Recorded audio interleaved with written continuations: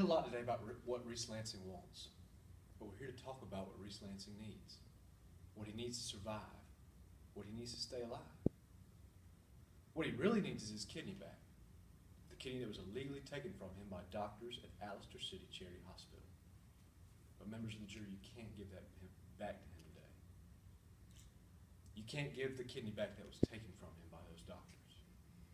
But what you can do is you can render a verdict today that compensates Reese for the harm that he sustained. What you can do today is to provide a verdict that begins to atone for the crime committed against him.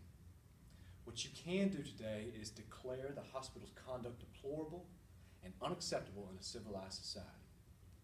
What you can do today, members of the jury, is give Reese Lansing what he needs, not what he wants. Members of the jury, my name is Taylor Hooven, and I'm sure I speak for everyone in this courtroom here today when I say that I appreciate your willing attentiveness and your patience. It's no easy task to sit on the jury, but I applaud and admire your continued attention. Let's go back over what we've learned here today. We know that Reese Lansing is the 16-year-old adopted son of Harry and Leona Lansing. We know that Reese has been a part of their family since he was 14 months old. We know that there were some circumstances, however, that surrounded Reese's adoption that would have caused any parent concern.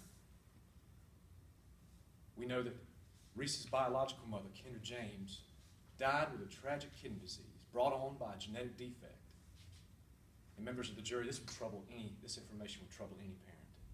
And like the good parents they are, Harry and Leona Lansing had Reese tested.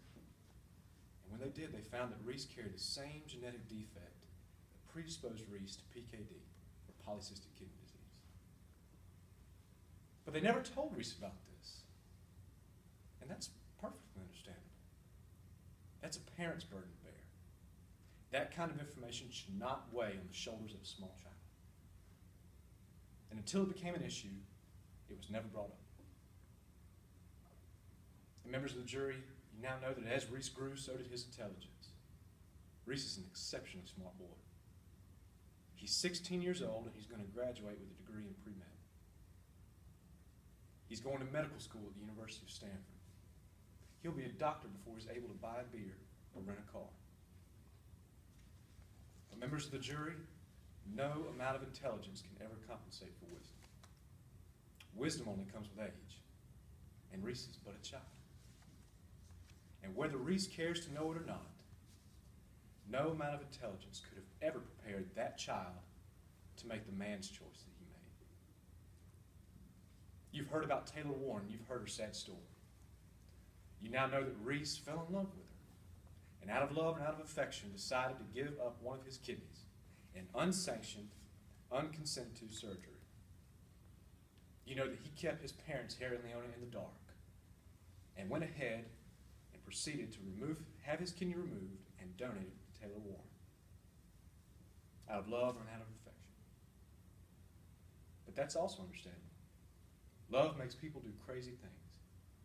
But it's up to those with cooler heads, it's up to those with collective wisdom, to provide the last line of defense against decisions that have consequences as detrimental and as far-reaching as a child who is predisposed to kidney disease giving up his kidney.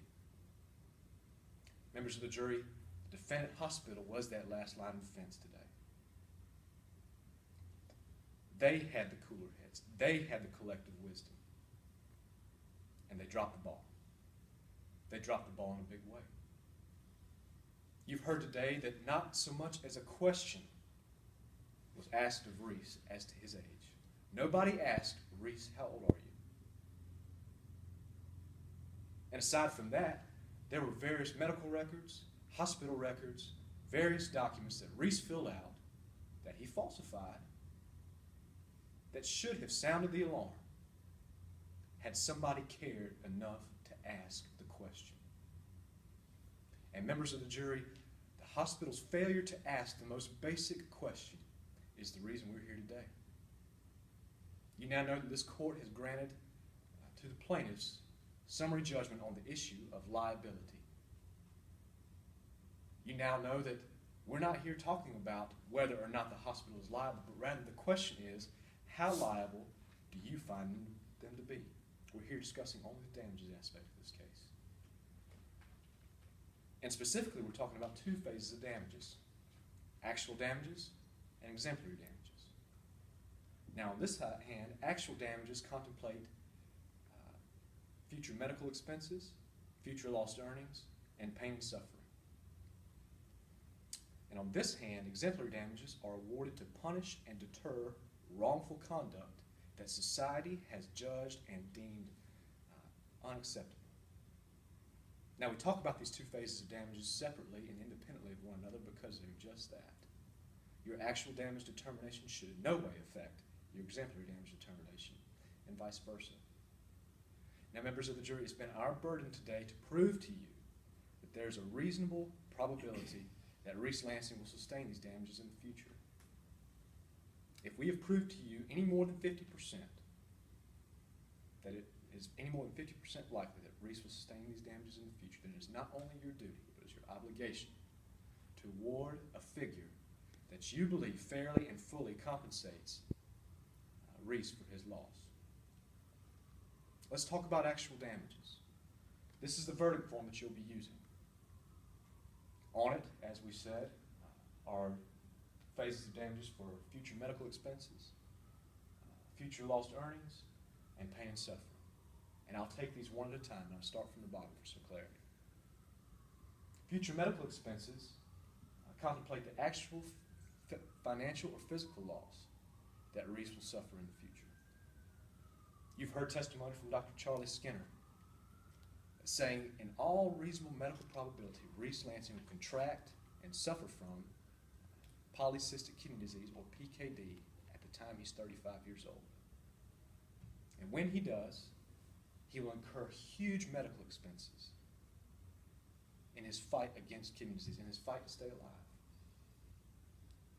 You've heard that Reese has already displayed troubling signs in the past that are indicative of future kidney disease, namely his GFR, his creatinine, and his cholesterol levels.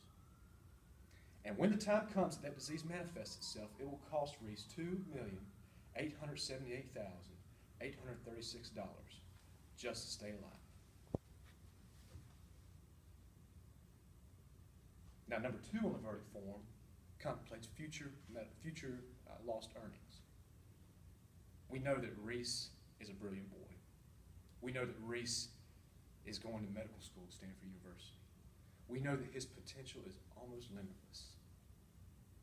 But we also know, and we've also learned from Dr. Skinner, that once PKD manifests itself at age 35, it is at the very least debilitating and at the worst fatal, making it nearly impossible for even the most brilliant person to continue to work. Keeping this in mind, you've heard deposition testimony from Dr. Neil Sampit to the effect that Reese stands to lose approximately $4.2 million over the course of his lifetime. And Dr. Sampit arrived at this number using determinations of Reese's life expectancy, his work-life probability, and his work-life expectancy. Finally, members of the jury, number one on the verdict form contemplates pain and suffering. Now, I can give you no expert testimony on this figure. I can give you no figure to review.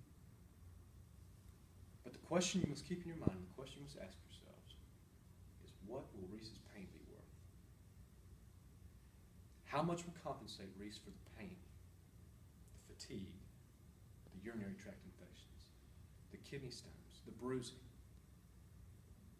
the port surgery, the dialysis, and ultimately the fear of death? Again, members of the jury, that's a question for you to answer. But the defense would have you answer all of these questions with nothing. They would have you say that because a good result was obtained, because Reese is fine now, that nothing should be awarded. The defense says that our entire position is speculation. But members of the jury, our position is the only one that takes into account all of the facts, all of the numbers. You've heard testimony from Dr. Skinner. You've heard testimony from Dr. Sampit. taking into account his GFR, his creatinine levels, his cholesterol, his work-life expectancy, his life expectancy. All of these numbers were used in the formulation of our position. But the defense's expert, Dr. Sabbath, says that Reese will only stay on the kidney transplant list for 6 months because he's a future donor. He arrived at that number based on his past experiences. He expects his past experiences to be the best indicator of what will happen in the future. Members of the jury, that's not a medical opinion, that's a fortune telling. And there's no graduate degree for fortune tellers. Furthermore, Dr. Sabbath also in his determination that Reese will only wait 6 months on the waiting list, fails to take into account the fact that Reese has type O blood, which means that he's a universal donor. He can give kidneys, organs, lungs, hearts to anybody of any blood type. But he can only receive organs and blood from people who have the same type of blood that he does. Only type O blood. So while the list is extensively long of people that Reese can donate to, the list that he can receive from is far shorter. Now, Dr. Sabbath did not take this into account in her determination of the 6-month waiting period. And if Dr. Sabbath failed to take this into account, this one factor, what other factors did he fail to consider?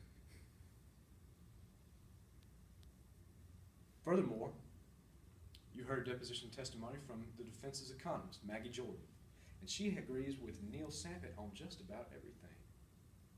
The only place she diverges is that she doesn't think it's medically likely that Reese will contract PKD. I remind you, members of the jury, that Maggie Jordan is an economist. She's not a medical doctor. She's not a lawyer. Her opinion as to whether or not Reese will contract the disease is not the opinion that she was hired to provide. So let the numbers speak for themselves. The numbers tell us that Reese is genetically predisposed to contract kidney disease. And the facts tell us that doctors at the defendant hospital removed 1 of 2 kidneys from a child who is genetically predisposed to contracting kidney disease.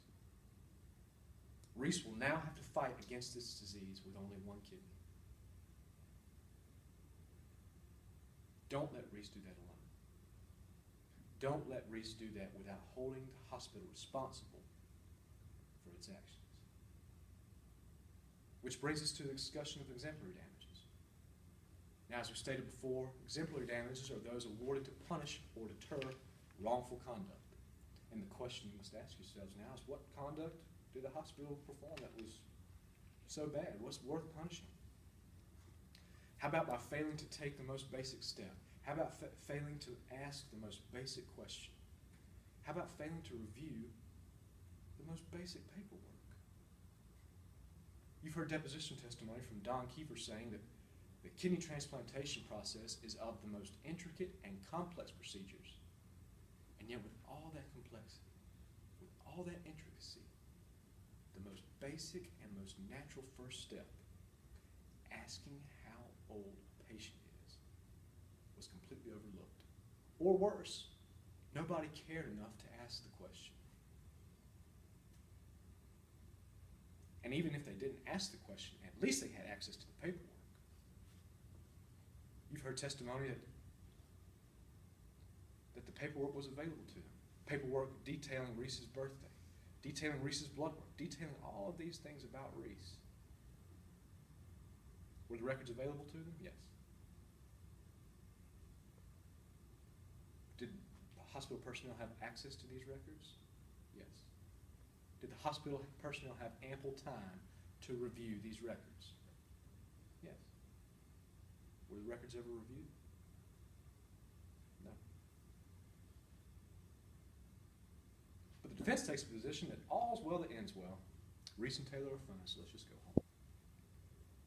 But what they seem to gloss over is the fact that nobody at that hospital cared enough to make certain that the patient that they were removing a kidney from was old enough to give his own consent. Nobody cared enough to ask the most basic question. And as a result, this child has one kidney to fight against kidney disease. This child who is genetically predisposed to contracting kidney disease now only has one kidney. Don't let the defense cloud this issue. That is the number one fact. That's the only fact that matters. Now, members of the jury, my clients are not ashamed to be asking for money here today. If Harry and Leona Lansing had it their way, Reese would get his kidney back. But they can't do that. But what they can do as his parents is provide for him what he needs. What he needs now to fight against kidney disease. And furthermore, ladies and gentlemen, we place the utmost trust in hospitals. We trust them with our lives on a daily basis. Let's not compromise that trust. Do not compromise that trust. Take the position that hospitals should observe with the utmost care even the most basic and most natural steps in patient intake and surgery. Now, members of the jury, Reese sat up on the stand today and told you that he doesn't want the money. Reese has told you that it's not in his interest to get the money. But when Reese gets what he wants, we spend all day in a courtroom determining the liability of the hospital. When Reese gets what he wants, he gives up one of his kidneys in an unsanctioned and unconsented to surgery. When Reese gets what he wants, he keeps his parents in the dark and goes ahead with an ill-thought-out plan to donate one of his kidneys. And when Reese gets what he wants, doctors commit statutory battery. Now, members of the jury, it's time to give Reese what he needs to fight, what he needs to stay alive, what he needs to be a productive member of society for as long as he can. I invite you to lay hold of this opportunity. I invite you to take this opportunity to provide this child with what he needs. I invite you to take hold of this opportunity to declare the hospital's conduct deplorable, to declare their lack of care and their wanton inattention wrong and unacceptable in a civilized society. I encourage you to be the instruments and the tools by which these things can be obtained. And therefore, members of the jury, we ask that you would come back with a verdict for $15 million to compensate Reese and to declare the hospital's conduct deplorable and unacceptable in a civilized world. Thank you. At the beginning of today's trial, my co-counsel, Mr. Ben Hepner, asked you to think about painting by numbers. And he asked you to think about this because at the end of the plaintiff's case today, all they left you with was a blank page full of numbers. And that's why we, the defense, have come here today to color in those numbers and bring you the full picture. Now, throughout today's trial, numbers have been referenced constantly. Reese's age, his blood test results, the numbers and figures that went into calculating monetary damages. But all these things are just that, numbers. And they don't paint the full picture. Members of the jury, you've met Reese Lansing. Yes, he is a 16-year-old. But age is just a number. Because on the days surrounding the kidney transplant, what the hospital encountered was not a number, but a person, Reese Lansing. Someone who is intelligent,